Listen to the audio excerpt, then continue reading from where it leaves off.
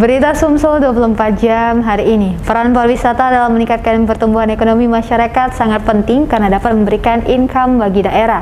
Salah satu kawasan di Palembang yang berpotensi dikembangkannya yakni Keramasan. Hal ini diakui Kepala Dinas Pariwisata Kota Palembang, Sulaiman Amin, belum lama ini.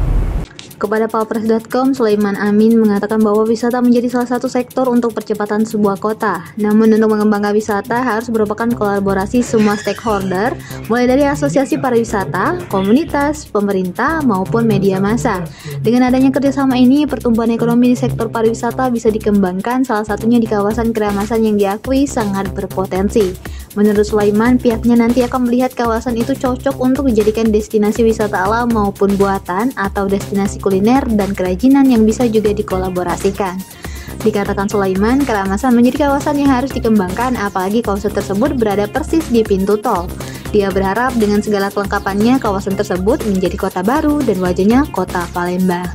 Tentunya sebetulnya pariwisata ini kita selalu berkolaborasi, baik itu dengan stakeholder yang ada di kota Palembang ini. Jadi kita berkolaborasi dengan Pentahelik Pariwisata, ABC, GM-nya itu, asosiasi, bisnisnya, terus komunitasnya, government-nya dan medianya. Nah, dengan adanya kolaborasi ini mungkin ke arah Keramasan, nanti kita akan lihat dulu potensinya apa di sana. Kira-kira destinasi berupa destinasi buatan atau destinasi alam atau destinasi kuliner di sana atau destinasi kerajinan. Bisa kita lihat dari kajian-kajian itulah kita akan kembangkan sesuai dengan potensi wilayah yang ada di wilayah tersebut. Kalau kita lihat berpotensi nggak daerah sana? Apalagi sudah ada perumahan mewah di sana. Nah, sebetulnya kalau itu ya bisa menjadi destinasi untuk bukan alam, jadi buatan. Jadi kita buat, kita melihat dengan menyandingkan kondisi alam yang ada di Keramasan. Mungkin alamnya masih asli, disitulah akan dibuat mungkin tempat-tempat kuliner, tempat-tempat kerajinan dan permainan-permainan. Sekarang ini banyak permainan-permainan yang memanfaatkan lahan-lahan di pinggiran-pinggiran di pinggiran kota atau di tengah kota. Reporter dan juru kamera Dian Cahyani Fitri, palpres.com.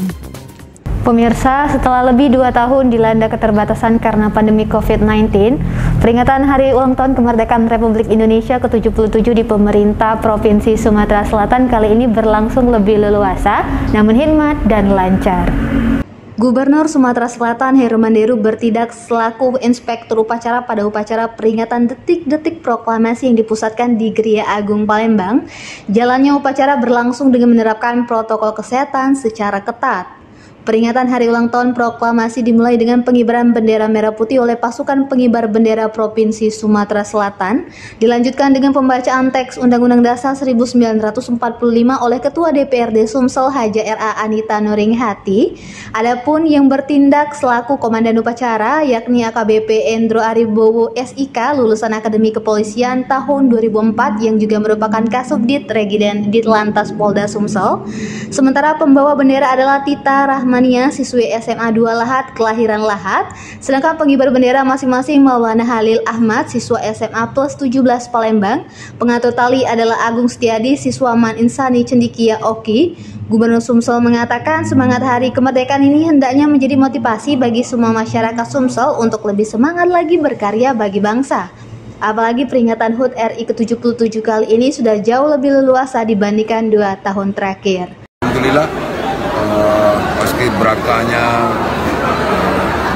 bagus, pelaksanaan upacara bagus, dan yang paling penting semangat kita lebih bagus. Pak, banyak masyarakat yang sudah mulai merayakan lomba-lomba untuk 17-an ada. Itu kan lomba-lomba itu bentuk rasa syukur yang dikemas dalam kemeriahan. Maka resonansi perjuangan itu tidak susut. Meskipun kita hidup bukan di era peperangan dulu, tapi semangat kita harus tetap menjadi semangat berperang melawan kemiskinan, melawan kebodohan, dan melawan kejoliman. Reporter dan juru kamera Betanika Susmanda, palpres.com. Lomba joget Maumere yang digelar dalam rangka memperingati kemerdekaan RI ke-77 di RT 21 Batu Jajar Sekarami Palembang Rabu lalu berlangsung meriah. Gelak tawa dan tepukan riuh membahana sepanjang jalannya lomba yang digelar di lapangan samping Masjid Al-Amanah, Lorong Haji Cikmit, Palembang. Tak hanya diikuti ibu-ibu yang berpartisipasi dalam lomba joget Maumere yang digelar warga RT 21 dalam memperingati HUT RI ke-77, ternyata lomba tersebut juga menjadi ajang para bapak untuk itu menggoyangkan badannya. Sama dengan mana timnya Big, ternyata bapak-bapak yang ikut semuanya berbadan subur. Setiap goyangan mengikuti lagu yang dibawakan penyanyi asal Maumere, Nyong Pranco, berjudul Gemu Pamire. Tim Big mampu mengundang tawa para penonton.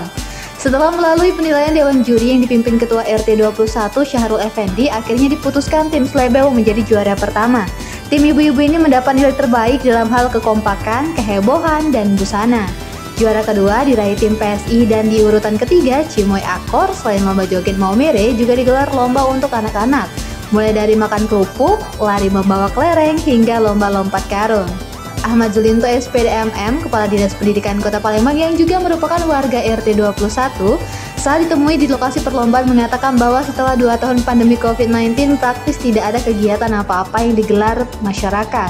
Sehingga wajar jika tahun ini saat adanya pelonggaran dari pemerintah, acara tersebut disambut meriah warga.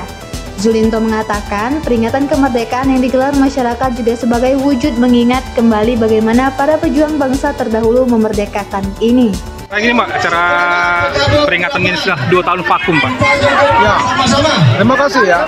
Alhamdulillah tahun 2022 ini dalam rangka memeriahkan HUT Proklamasi ke-77 kita sudah mulai beraktivitas kembali. 2 tahun kita pandemi COVID, kita tidak ada kegiatan apa-apa. Namun alhamdulillah sekarang kita sudah melihat semua di tempat orang semua sangat gembira menyambut peringatan proklamasi ini. Seperti kita di RT 21 ini, saya melihat dari beberapa hari yang lalu para pemuda-pemuda kita, panitia menyiapkan semuanya dan banyak sekali lomba-lomba. Maka kita bersyukur ya bahwa dengan peringatan kemerdekaan kita diingatkan kembali.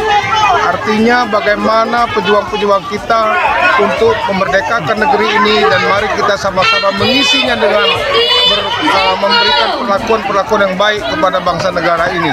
Sedangkan Ketua RT 21, Syahrul Effendi menambahkan acara lomba yang digelar di RT 21 sebagai upaya anak bangsa ikut memeriahkan hari ulang tahun kemerdekaan Republik Indonesia yang ke-77. Dalam rangka memeriahkan HUT kemerdekaan RI yang ke-77, kita selaku Ketua RT 21 untuk memeriahkan HUT kemerdekaan RI yang ke-77 ini dengan melaksanakan lomba-lomba untuk warga.